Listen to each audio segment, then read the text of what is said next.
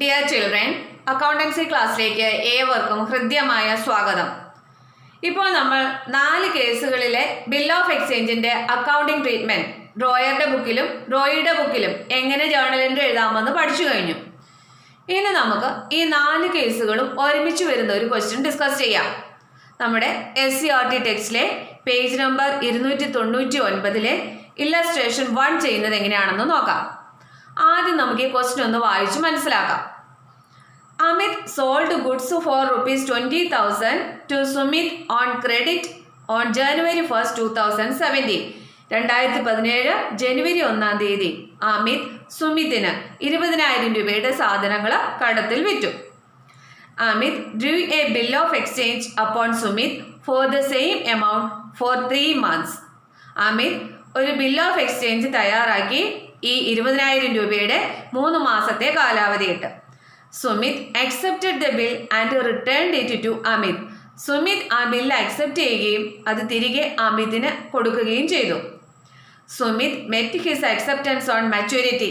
Maturity ഡേറ്റിൽ Sumit ആ ബില്ലിലെ തുക അമിതിന് നൽകി. അതായത് മച്യൂരിറ്റി ഡേറ്റിൽ ബില്ലിലെ പൈസ തുക കൊടുത്തു. Record the necessary journal entries under the following circumstances. താഴെ പറയുന്ന സാഹചര്യങ്ങളിലെ ജേർണൽ എൻട്രി എഴുതാനാണ് നമ്മോട് ആവശ്യപ്പെട്ടിരിക്കുന്നത്. Case 1. Amit retained the bill till the date of its maturity and collected directly. അതായത് അമിത് ആ ബില്ല് മച്യൂരിറ്റി ഡേറ്റ് വരെ കയ്യിൽ വെക്കുകയും പണം നേരിട്ട് കൈപ്പറ്റുകയും ചെയ്യുന്നു. Clear? Second, Amit discounted the bill at the rate 12% per annum from his bank. Amit ആ bill ബാങ്കിൽ കൊണ്ടുപോയി കൊടുത്ത് ഡിസ്കൗണ്ട് ചെയ്ത് മുൻകൂർ പണം കൈപ്പറ്റി. ഡിസ്കൗണ്ട് റേറ്റ് എന്ന് പറയുന്നത് 12% ആണ്. Third, Amit endorsed the bill to his creditor Ankit. Amit ഈ ബില്ല് തൻ്റെ ക്രെഡിറ്ററായ അങ്കിതിന് എൻഡോഴ്സ് ചെയ്തു. Fourth, Amit retained the bill and on March 31st, 2017, Amit sent the bill for collection to its bank. Amit എന്ത് ചെയ്തു? മാർച്ച് 31, 2017 വരെ ആ ബില്ല് തൻ്റെ കൈവശം സൂക്ഷിക്കുകയും അന്ന് അതെന്ത് ചെയ്യുന്നു? ബാങ്കിലേക്ക് കളക്ഷന് വേണ്ടിയിട്ട് അയക്കുകയും ചെയ്യുന്നു. On April 5th, 2017, bank advice was received. April 5, 2017 ബാങ്കിന്റെ അഡ്വൈസ് കിട്ടി. അതായത് ആ ബില്ലിലെ തുക കളക്ട് ചെയ്ത് അക്കൗണ്ടിൽ ക്രെഡിറ്റ് ആക്കിയിട്ടുണ്ട് എന്നുള്ളൊരു അഡ്വൈസ് ബാങ്കിൽ നിന്ന് ലഭിക്കുകയും ചെയ്തു. ഈ 4 കേസിൽ ഡ്രോയറുടെയും ബുക്കിലെ എൻട്രികൾ എഴുതാനാണ് നമ്മളോട് പറഞ്ഞിരിക്കുന്നത്. ആദ്യം നമുക്ക് ഡ്രോയറുടെ ബുക്കിലെ എൻട്രികൾ തയ്യാറാക്കാം. അതായത് ഇവിടെ ഡ്രോയർ എന്ന് പറയുന്നത് ആരാണ്? അമിതാണ്. അതായത് കടത്തിൽ സാധനങ്ങൾ വിറ്റിരിക്കുന്ന ആള് അല്ലെങ്കിൽ ബില്ല് തയ്യാറാക്കിയിരിക്കുന്ന ആൾ ആരാണ്? അമിതാണ്. അപ്പം journal entries in the book of Amit. ആദ്യത്തെ സിറ്റുവേഷൻ എന്ന് പറഞ്ഞാൽ Amit retained the bill till the date of its maturity and collected directly ആണ്. അതായത് അമിത് മച്യൂരിറ്റി ഡേറ്റ് വരെ ബില്ല് അമിതിന്റെ കൈവശം തന്നെ സൂക്ഷിക്കുകയും മച്യൂരിറ്റി ഡേറ്റിൽ നേരിട്ട് പണം കൈപ്പറ്റുകയും അമിത് തന്നെ പണം കൈപ്പറ്റുകയും ചെയ്യുന്ന ഒരു സാഹചര്യത്തിൽ അദ്ദേഹത്തിന്റെ ബുക്കിൽ എഴുതേണ്ടുന്ന എൻട്രികളാണ് നമ്മൾ ആദ്യം എഴുതാൻ പോകുന്നത്. ആദ്യം അപ്പം എന്താണ് എഴുതേണ്ടത്? കടത്തിൽ സാധനങ്ങൾ വിറ്റതിൻ്റെ അല്ലേ. അപ്പം ജനുവരി 1, 2017 കടത്തിൽ സാധനങ്ങൾ വിൽക്കുമ്പോഴുള്ള എൻട്രി എന്താണ്?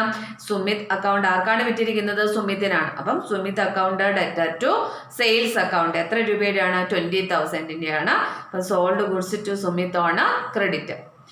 ഇനി അതേ ദിവസം തന്നെ ബില്ലിന്റെ അക്സെപ്റ്റൻസ് കിട്ടി. അത് ആ ബില്ല് റിസീവ് ചെയ്തതിൻ്റെ എൻട്രി കൊടുക്കുക.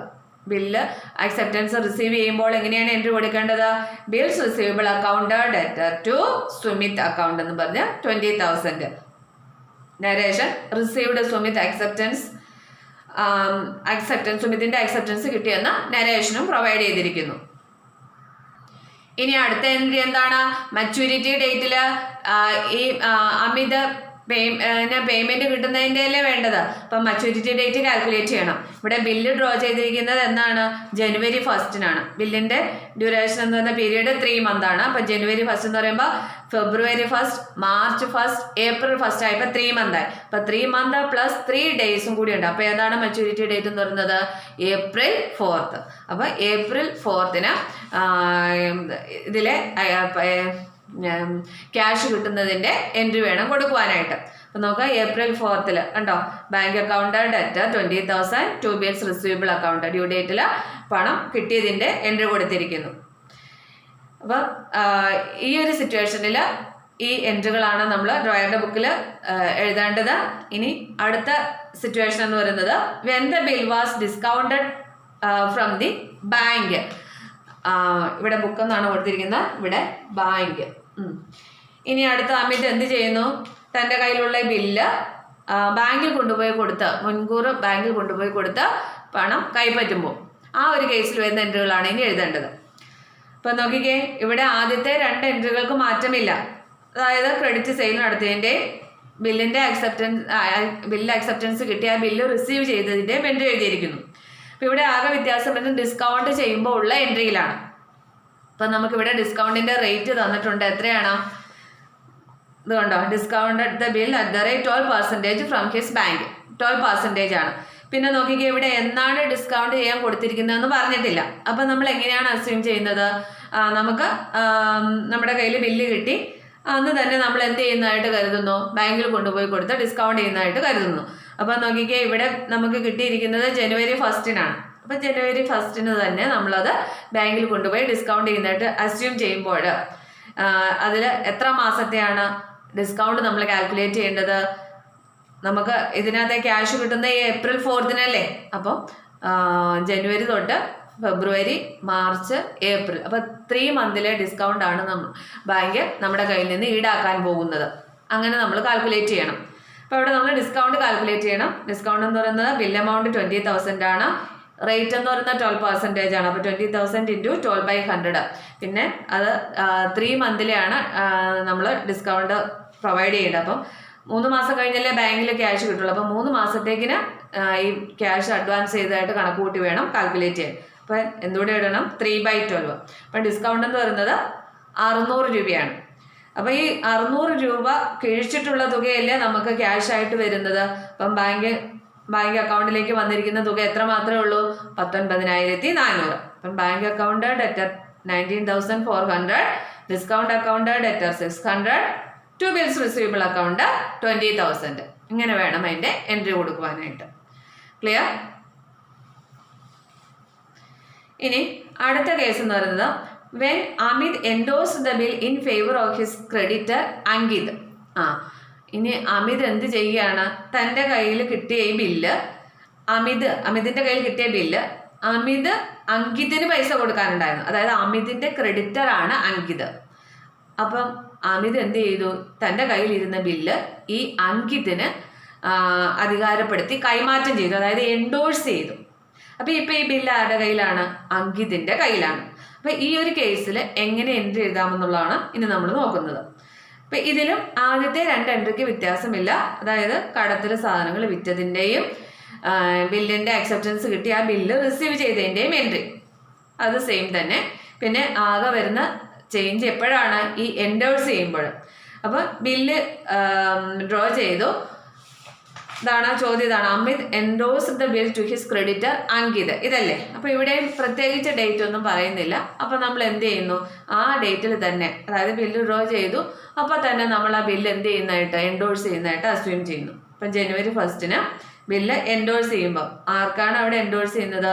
അങ്കിതിനാണ് എൻഡോഴ്സ് ചെയ്യുന്നത്. അതായത് അവിടെ ഇനി ആ ലയബിലിറ്റി കുറയുകയാണല്ലോ. അപ്പോൾ Ankit account debtor to bills receivable account. Bills receivable എന്ന് പറഞ്ഞ അസറ്റ് ഇയാളുടെ കയ്യിൽ നിന്ന് പോകുന്നു. അപ്പോൾ അതുകൊണ്ട് ബിൽസ് റിസീവബിളിന് എന്ത് ചെയ്തിരിക്കുന്നു? ക്രെഡിറ്റ് ചെയ്തിരിക്കുന്നു. അപ്പം Sumit acceptance endorsed in favour of Ankit. അപ്പം സുമിത് തന്ന അക്സെപ്റ്റൻസ് അങ്കിതിന് നമ്മൾ എന്ത് ചെയ്തിരിക്കുന്നു? എൻഡോഴ്സ് ചെയ്തിരിക്കുന്നു എന്ന് നരേഷനും കൊടുത്തിരിക്കുന്നു. അപ്പം നോക്കി, ഈ ഒരു എൻട്രിക്ക് മാത്രമേ വ്യത്യാസമുള്ളൂ. ക്ലിയർ? ഇനി അടുത്ത ഒരു കേസ് എന്ന് പറയുന്നത് when the bill was send for collection by Amit to the bank. അതായത് ബില്ല് കളക്ഷന് വേണ്ടി ബാങ്കിലേക്ക് അയക്കുന്നു, അല്ലേ? അതായത് മച്യൂരിറ്റി ഡേറ്റിന് മുൻപ് ബില്ല് ബാങ്കിലേക്ക് അയച്ചിട്ട് ബാങ്കാണ് ഇയാൾക്ക് വേണ്ടിയിട്ട് പണം കൈപ്പറ്റുന്നത്. അതാണല്ലോ കേസ്. കണ്ടോ? Amit returned the bill on March 31. March 31 വരെ എന്ത് ചെയ്യുന്നു, ബില്ല് റീറ്റെയിൻ ചെയ്യുന്നു. അതായത് ഏപ്രിൽ 4-നാണ് അതിൻ്റെ മെച്യൂരിറ്റി ഡേറ്റ്. അപ്പോൾ മാർച്ച് 31 ആയപ്പോഴത്തേക്കിനും മാർച്ച് 31 വരെ റിറ്റേൺ ചെയ്തിട്ട് അന്ന് എന്ത് ചെയ്യുന്നു, Amit send the bill four collection to the bank. March 31-ാം തീയതി ആ ബില്ല് ബാങ്കിന് സെൻഡ് ചെയ്യുന്നു. ഏപ്രിൽ 5-ന് എന്ത് ചെയ്യുന്നു, ബാങ്കിൽ നിന്ന് അഡ്വൈസ് കിട്ടുന്നു. അതായത് ആ ബില്ലിലെ തുക കളക്ട് ചെയ്ത് അക്കൗണ്ടിലേക്ക് ക്രെഡിറ്റ് ആയിട്ടുണ്ടെന്നുള്ള അഡ്വൈസ് നമുക്ക് കിട്ടുകയും ചെയ്യുന്നു. അപ്പോൾ ആ ഒരു കേസിലെ എൻട്രിയാണ് നമുക്ക് എഴുതേണ്ടത്. അപ്പം നമുക്ക് ഇതിനകത്ത് എന്താ ഏതൊക്കെ എൻട്രി കൊടുക്കണം? ആദ്യത്തെ 2 എൻട്രിക്ക് മാറ്റമില്ലല്ലോ. അതായത് ക്രെഡിറ്റ് സെയിൽ നടത്തിയതിൻ്റെയും ബില്ലിൻ്റെ അക്സെപ്റ്റൻസ് കിട്ടി ആ ബില്ല് നമ്മൾ റിസീവ് ചെയ്തതിൻ്റെയും എൻട്രി കൊടുത്തിരിക്കുന്നു. അത് സെയിം തന്നെ. ഇനി അടുത്തത് മാർച്ച് 31-നാണ് നമ്മൾ എന്ത് ചെയ്യുന്നത്, ഈ ബില്ല് ബാങ്കിലേക്ക് സെൻഡ് ചെയ്യുന്നത്, കളക്ഷന് വേണ്ടി കൊടുക്കുന്നത്. അപ്പോൾ നമ്മൾ എന്താ ചെയ്യേണ്ടത്, ഒരു ടെമ്പററി അക്കൗണ്ട് ഓപ്പൺ ചെയ്യണമെന്നല്ലേ പറഞ്ഞത്. ഏതാ, bill send for collection account എന്ന് പറഞ്ഞപ്പോൾ ആ അക്കൗണ്ട് ഓപ്പൺ ചെയ്ത ആ തുക അതിലേക്ക് ഡെബിറ്റ് ചെയ്തിരിക്കുന്നു. അപ്പം bill send for collection account debtor to bills receivable account എന്ന് പറഞ്ഞ് 20,000 ബിൽ സെൻഡ് ഫോർ കളക്ഷൻ എന്ന് പറഞ്ഞ് നരേഷനും കൊടുത്തിരിക്കുന്നു. ഇനി നമുക്ക് എന്നാണ് അഡ്വൈസ് കിട്ടുന്നത്, ഏപ്രിൽ 5-നാണ് അല്ലേ. അതായത് അക്കൗണ്ടിലേക്ക് പണം കളക്ട് ചെയ്ത് ക്രെഡിറ്റ് ചെയ്തു എന്ന അഡ്വൈസ് കിട്ടുന്നത് ഏപ്രിൽ 5-ആണ്. അപ്പം ആ ഡേറ്റിൽ നമ്മൾ എന്ത് ചെയ്യുന്നു, നമ്മൾക്ക് ക്യാഷ് കിട്ടിയതായിട്ട് രേഖപ്പെടുത്തുന്നു. അതായത് ബാങ്ക് അക്കൗണ്ടിൽ പണം വന്നു, അതായത് അസറ്റ് ഇൻക്രീസ് ചെയ്ത് ബാങ്ക് അക്കൗണ്ടിനെ ഡെബിറ്റ് ചെയ്തിരിക്കുന്നു 20,000.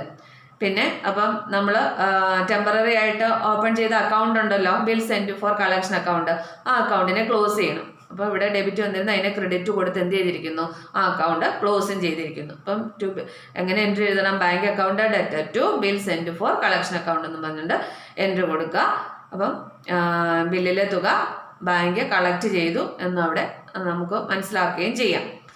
ഇത്രയുമാണ് ഡ്രോയറുടെ ബുക്കിൽ, അതായത് അങ്കിതല്ലല്ലോ അമിതിൻ്റെ ബുക്കിൽ രേഖപ്പെടുത്തേണ്ടുന്ന എൻട്രികൾ.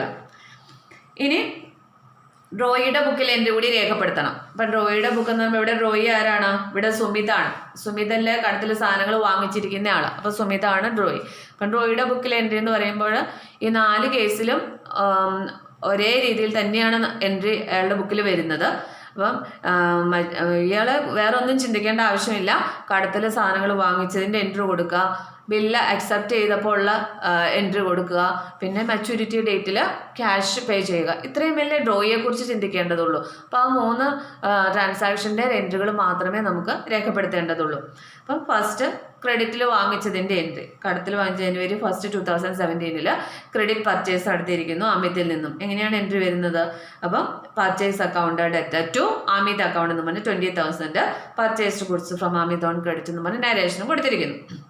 ഇനി വീണ്ടും ജനുവരി 1 തന്നെ ബില്ലിൻ്റെ അക്സെപ്റ്റൻസ്, അതേ ഡേറ്റിൽ ബില്ലിൻ്റെ അക്സെപ്റ്റൻസ് പ്രൊവൈഡ് ചെയ്യുകയില്ലേ, അപ്പോൾ അതിൻ്റെ എൻട്രി ഇപ്പം എങ്ങനെയാണ് വരുന്നത്, Amit account debtor 20,000 to bills payable account 20,000. ഇപ്പം ഡ്രോയിയെ സംബന്ധിച്ച് ബില്ലിലെ തുക കൊടുക്കാനുള്ളതല്ലേ, ലയബിലിറ്റി അല്ലേ, അതുകൊണ്ട് ബിൽസ് പേയബിൾ എന്നല്ലേ നമുക്ക് അറിയാമല്ലോ. ഇനി ഡ്യൂ ഡേറ്റിൽ എന്ത് ചെയ്യണം, ക്യാഷ് കൊടുക്കണം. അപ്പം ക്യാഷ് കൊടുക്കുമ്പോൾ നമ്മുടെ ഇവിടെ ഡ്രോയിയുടെ കയ്യിൽ നിന്ന് ക്യാഷ് പോവുകയാണ്. അപ്പം ബാങ്ക് അക്കൗണ്ടിനെ ക്രെഡിറ്റ് ചെയ്തിരിക്കുന്നു. അപ്പോൾ കറസ്പോണ്ടിങ് ആയിട്ട് ഒരു ലയബിലിറ്റി കുറഞ്ഞിരിക്കുന്ന ഏതാണ്, ബിൽസ് പേയബിൾ. അപ്പം bills payable account debtor 20,000 to bank account 20,000 എന്ന് പറഞ്ഞിട്ട് നരേഷനും എൻട്രി കൊടുക്കുന്നു. എൻ്റെ നരേഷൻ മെറ്റ് അക്സെപ്റ്റൻസ് മച്യൂരിറ്റി ഡേറ്റിൽ ക്യാഷ് കൊടുത്തു എന്നവിടെ നരേഷനും കൊടുത്തിരിക്കുന്നു. അപ്പം ഇത്രയുമേ ഉള്ളൂ. ഇങ്ങനെയാണ് ഈ 4 കേസിലുമുള്ള എൻട്രികളെ രേഖപ്പെടുത്തേണ്ടുന്ന വിധം. അപ്പോൾ ഇങ്ങനെ എല്ലാം കൂടി ഒന്നും എക്സാമിന് ചോദിക്കില്ല, ഏതെങ്കിലും ഒരു കേസിൽ ഉള്ള എൻട്രികളൊക്കെ എഴുതാൻ ചോദിക്കത്തുള്ളൂ. അപ്പോൾ എല്ലാവർക്കും മനസ്സിലായി കാണുമെന്ന് കരുതുന്നു. ഇന്നത്തെ ക്ലാസ്സിൽ ഇത്രയും മതി. Okay, thank you.